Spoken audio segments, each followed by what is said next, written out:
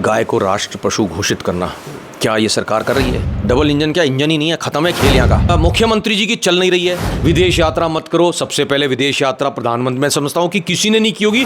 2 रुपये बढ़ा देते हैं, 1.5 रुपया बढ़ा देते हैं, 3 रुपये बढ़ा देते हैं। ये करते करते इसको देखना आप 120, 130, 150 तक ले जा देंगे। 400 पार का नारा इतना बुरी तरीके से जमीन पे पड़ा इनका। राजस्थान में राज्यसभा की 3 सीटों पर चुनाव होने हैं। भारतीय जनता पार्टी हो या कांग्रेस, दोनों ने अपने जो है प्रत्याशी उतार दिए हैं और जो है कांग्रेस ने नीरज डांगी को पुनः एक बार मौका दिया है।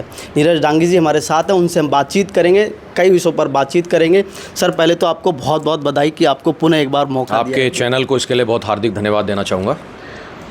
कैसा देखते हैं आपको एक बार दोबारा से मौका दिया है? शीर्ष नेतृत्व हो या प्रदेश नेतृत्व हो, उनके लिए क्या कुछ कहना चाहेंगे कि एक बार पुनः मौका मिला है? क्योंकि बहुत सारे लोग थे, कहीं ना कहीं ऐसा लग रहा था कि लाइन में काफ़ी संख्या दिखाई दे रही है। देखिए, मैं इस मौके पे यही कहना चाहूँगा कि जब राज्यसभा जैसा बड़ा चुनाव होता है तो शीर्ष के कई नेता जो हैं वो चाहते हैं कि उन्हें भी मौका मिले, जो इस वक्त जो है पॉलिटिकल सिस्टम में कहीं ना कहीं हारे हुए हैं या सिस्टम से बाहर हैं, तो नेचुरली चाहेंगे कि वो उनको राज्यसभा मौका मिले। और बहुत से सीनियर लोग जो शायद मुझसे भी ज़्यादा काबिलियत रखते होंगे, वो सब लोग लिस्ट में थे। लेकिन मैं धन्यवाद देना चाहूँगा हमारे कांग्रेस के शीर्ष नेतृत्व को, मल्लिकार्जुन खड़गे जी हमारे जो राष्ट्रीय अध्यक्ष हैं उन्हें सबसे पहले, और राहुल गांधी जी, सोनिया गांधी जी, प्रियंका जी, केसी वेणुगोपाल जी, जो निर्णायक भूमिका जिन्होंने निभाई और एक तरफा उन्होंने जो है फैसला राजस्थान में मेरे लिए किया। यहाँ राजस्थान के भी जो शीर्ष नेतृत्व है हमारा, अशोक गहलोत जी, सचिन पायलट जी, डोटासरा जी, जूली जी, भंवर जितेंद्र सिंह जी, इन तमाम नेताओं ने मिल करके कहा कि नहीं,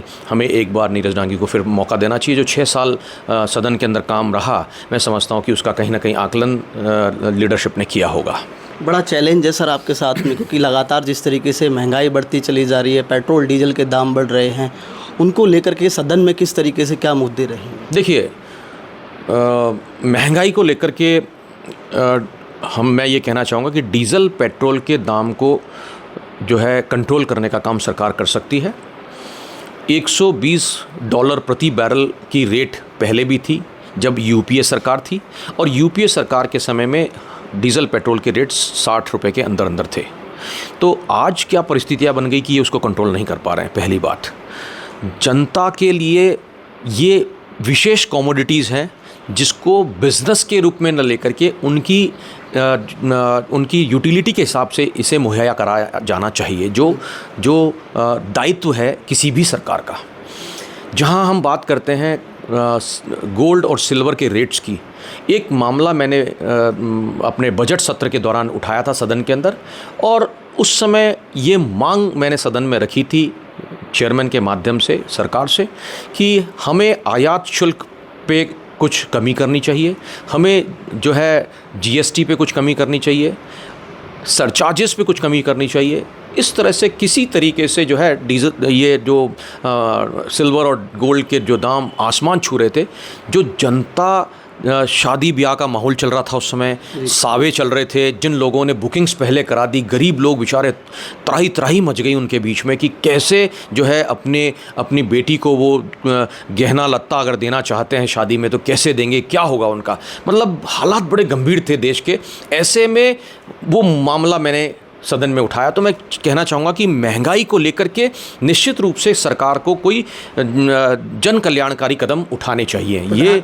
ये बिजनेस नहीं होना चाहिए। प्रधानमंत्री नरेंद्र मोदी आह्वान करते हैं कि जनता को कम जो है पेट्रोल खर्च करना चाहिए, खान पान पर थोड़ा कंट्रोल रखना चाहिए, खाद्य वस्तुएं हैं उन पर भी थोड़ा सा ध्यान देना चाहिए, यात्राएं कम करनी चाहिए, सोना वगैरह कम खरीदना चाहिए, और जो अपने आला अधिकारी हैं, तमाम नेता हैं, प्रदेश स्तर हो या केंद्र स्तर हो, उन पर भी कहा कि कहीं ना कहीं काफिला भी कम करना चाहिए।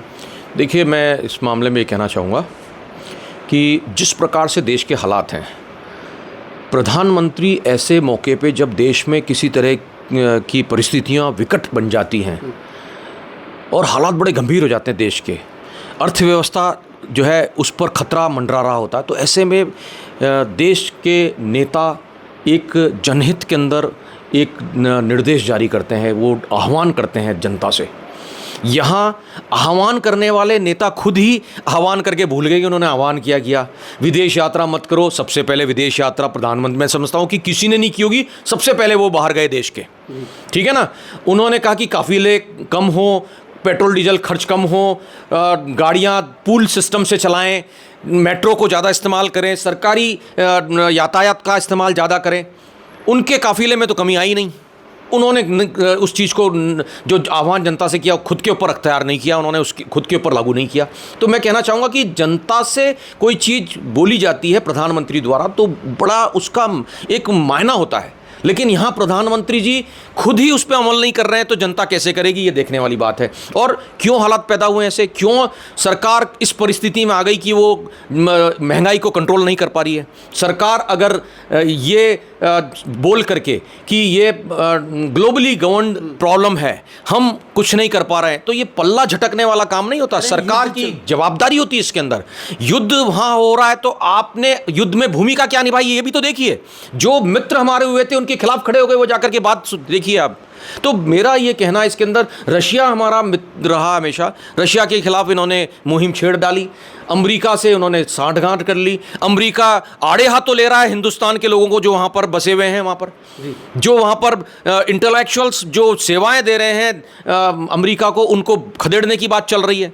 तो किस तरह की परिस्थितियाँ बनी हुई देश में देखने की बात है। मैं कहना चाहूँगा इस मौके पर कि कैसी भी परिस्थितियां होंगी, राहुल गांधी जी के नेतृत्व में सदन में हम लोग आने वाले सत्र में सरकार को घेरने का काम करेंगे, चाहे वो नीट का पेपर लीक हो, चाहे महंगाई हो या अन्य मुद्दे हों। राहुल गांधी जी ने तो पहले ही चेतावनी दे दी थी, उन्होंने कहा था कि ऐसी समस्या वैश्विक स्तर पर आने वाली है, लेकिन फिर भी कहीं ना कहीं देर कर दी। देखिए, ये पहली मर्तबा नहीं है कि राहुल गांधी जी ने सरकार को आगाह करने का काम किया हो। 2020 का वो कोविड पीरियड अगर लोगों को याद होगा, 12 फरवरी 2020 को राहुल गांधी जी ने एक ट्वीट किया था जिसमें उन्होंने स्पष्ट रूप में कहा था कि कोविड को हल्के में नहीं लेना चाहिए, सरकार को गंभीर होना पड़ेगा। और क्या हुआ उसका कि राहुल जी की ट्वीट को तो उन्होंने गंभीरता से नहीं लिया, लेकिन 12 फरवरी के बाद लगभग 25 फरवरी के आसपास ट्रंप की एक विदेश यात्रा यहाँ हिंदुस्तान में हुई, नमस्ते ट्रंप। और ऐसा नमस्ते ट्रंप ने करवाया कि वो कोविड के समय नमस्ते ही करते थे, दूर दूर से हाथ मिलाना, गले लगना बंद हो गया था लोगों का। ये सरकार ने किया। कोविड का प्रबंधन विफल रहा तो राहुल गांधी जी ने देश को समय समय पर आगाह किया। वो राफेल का मामला हो, जीएसटी का मुद्दा हो, नोटबंदी का मुद्दा हो, कोविड का मुद्दा हो, या अब पेपर लीक को, या महंगाई को, या डीजल पेट्रोल को, या जो है पड़ोसी देशों के साथ में संबंधों की बात हो। तो हर मोर्चे पर राहुल गांधी जी ने एक विजन दिखाते हुए, आगे की बात को उन्होंने समझते हुए अपनी बात को रखा सरकार के सामने। लेकिन सरकार ने जो है जिस प्रकार से कदम उठाए वो जनहित में, देशहित में नहीं थे। विपक्ष को हमेशा जनता जो सरकार है उसको सुनना चाहिए। राहुल गांधी हमेशा कहते रहते हैं, बताते रहते हैं, चेताते रहते हैं, लेकिन क्यों जो है सरकार। देखिए, वो समय खत्म हो गया है जब विपक्ष को और सर्वदलीय नेताओं को बिठा करके चर्चाएं हुआ करती थी। किरण रिजिजू हाउस में as a parliamentary affairs minister खड़गे साहब से, जो हमारे राष्ट्रीय अध्यक्ष हैं, उनसे पूछते हैं कि सर्वदलीय बैठक में आप आए नहीं, तो खड़गे साहब ने उनको जवाब दिया जो जनता को भी सुनने को मिला होगा, जनता ने जाना होगा, समझा होगा कि किरण रिजिजू ने कहा कि जैसे आप रिप्रेजेंटेटिव प्रधानमंत्री के बन के आए हैं, वैसे मैंने भी अपने रिप्रेजेंटेटिव भेजे थे मुकुल वासनिक जी को और तारिक अनवर जी को। तो सर्वदलीय बैठक के अंदर आक्षेप तुरंत उन्होंने लगा दिया और एक तरफा निर्णय उन्होंने लिया। उनको कोई लेना देना नहीं था नेताओं से, उनको तो था कि ये ना आए और हम एक तरफा फैसला करें।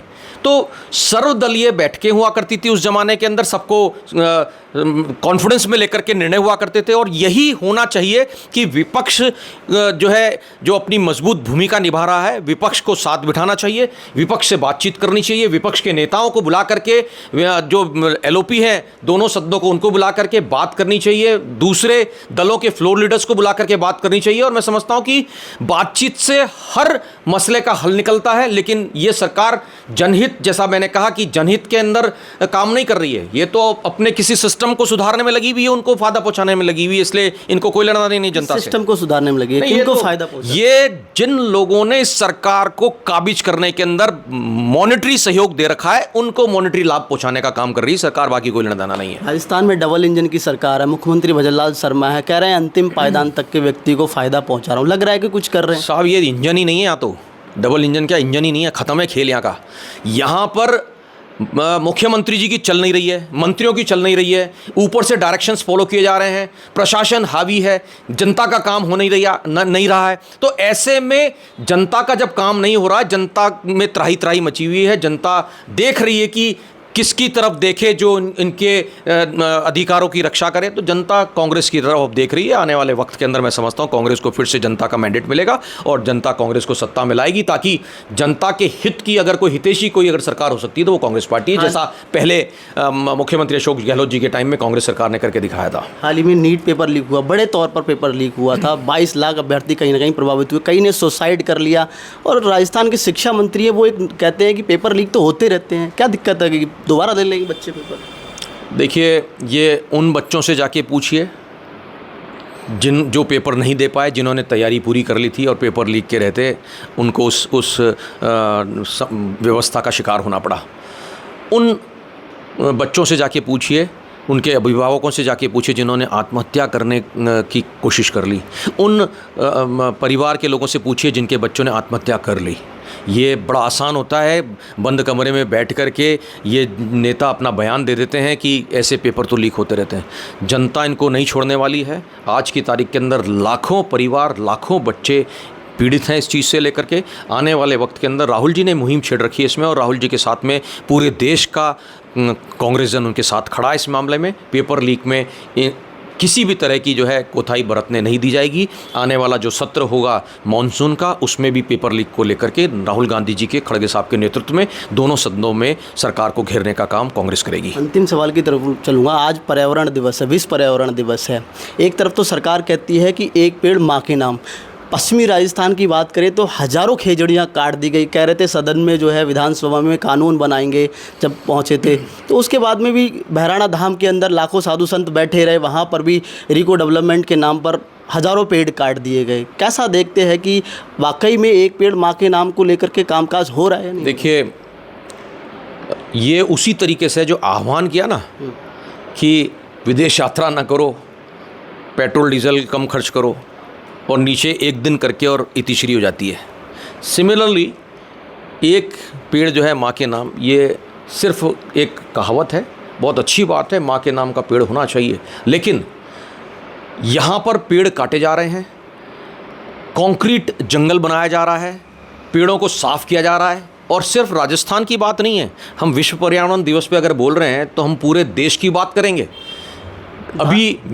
अभी जो है कार निकोबार में, अंडमान के अंदर जिस प्रकार से ग्रेट निकोबार प्रोजेक्ट को अंजाम दिया गया, वहाँ की विलुप्त होती प्रजातियाँ जो हैं आदिवासी, जिनको प्रोटेक्शन देने का काम सरकार को करना चाहिए। जो प्रोटेक्टेड स्पीसीज़ हैं, जो वैसी स्पीसीज़ को हटाने का काम भी सरकार कर रही है। वहाँ बड़े तादाद के अंदर पेड़ को हटाए जा रहे हैं, काटे जा रहे हैं। किसको फ़ायदा पहुँचाया जा रहा है, ये इसका जवाब सरकार को देना चाहिए। उस मामले को सोनिया गांधी जी ने उठाया पहले, उसके बाद राहुल गांधी जी ने जाकर के वहाँ जो है कार निकोबार, ग्रेट निकोबार में जाकर के वहाँ पे उन्होंने उसका पूरा जायज़ा लिया, उस जगह पे लोगों से मिले, परिस्थितियाँ समझी उन्होंने।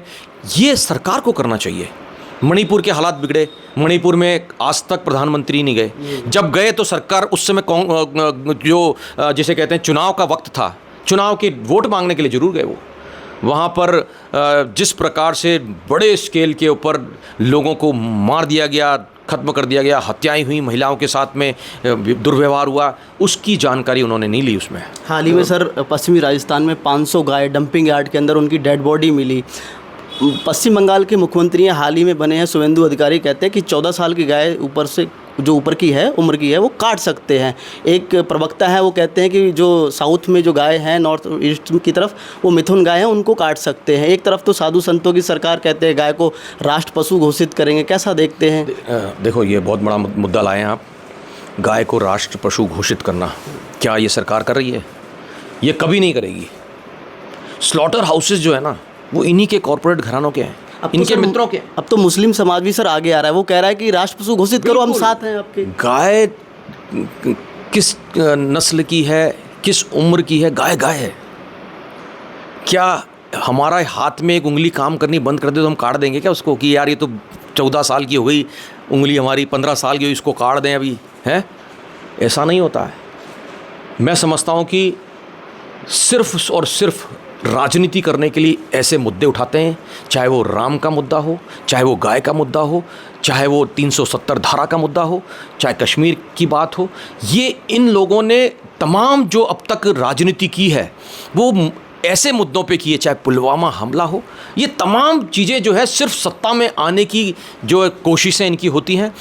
जब चुनाव निपट जाता है तब इतिश्री हो जाती है। अभी फाइनेंस मिनिस्टर ने ये कहा था कि हमने पेट्रोल डीजल के दामों को कंट्रोल करने के लिए कार्रवाई की। जैसे ही इलेक्शन ख़त्म हुए, इलेक्शन ख़त्म होने के बाद में चूंकि एक साथ बढ़ा नहीं सकते, कभी 1-2 रुपये बढ़ा देते हैं, 1.5 रुपये बढ़ा देते हैं, 3 रुपये बढ़ा देते हैं। ये करते करते इसको देखना आप 120, 130, 150 तक ले जा देंगे।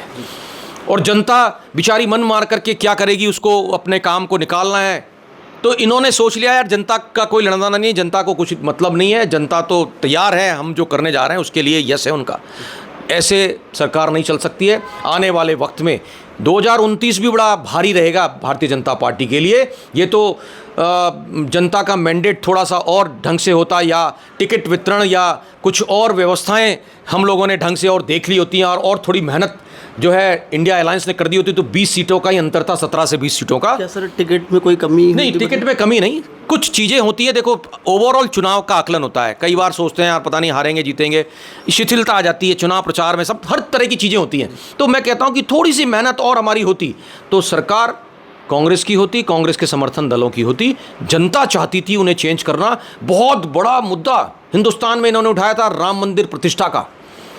उन्होंने मंदिर प्रतिष्ठा की, और मंदिर प्रतिष्ठा को जनवरी के अंदर 21 या 22 जनवरी डेट थी वो, उस दिन पूरा देश जो है राममयी हो गया था, पूरा देश।